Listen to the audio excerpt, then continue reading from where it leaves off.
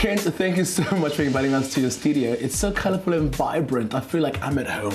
Awesome. So now, when did your love all start for longboarding and designing your longboards? Well, firstly, Ayanda, thank you so much for coming. It's cool having you guys here. I mean, because I started skating in '94, you know, and like moving around on the Cape Flats quite a bit. I also spent some time staying in Woodstock for about 2 years of my teenage life. And on Woodstock, there's hills.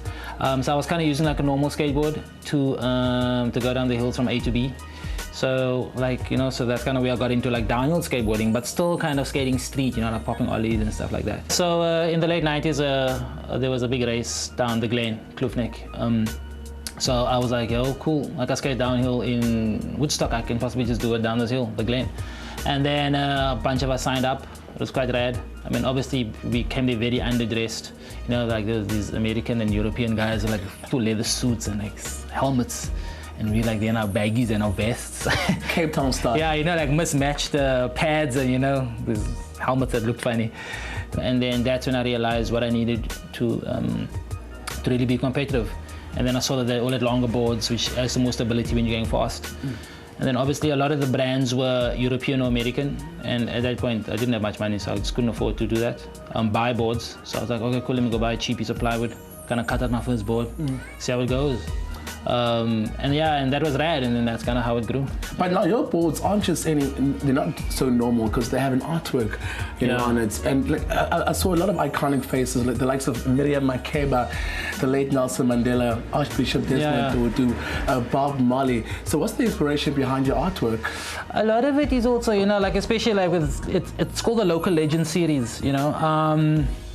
A lot of it, because I also feel that we have a responsibility as like the older generation to kind of educate the kids about like our history and our past and like the positivity that we've learned from it. And these people, it's called the local legends. And to me, that's how, because kids might not want to know about the history, but then they're like, but then they see the face on the board and they're like, yo, what's up there? And then it becomes interesting, you know, because now it's kind of like on a medium that they understand and get, and which is cool.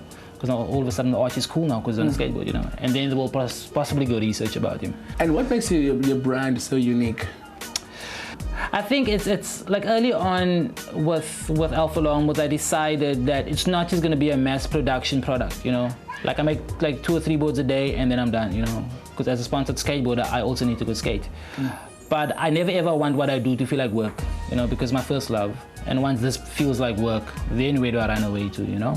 So yeah, so like I keep it very simple. I keep it true to South Africa. I keep it true to its roots.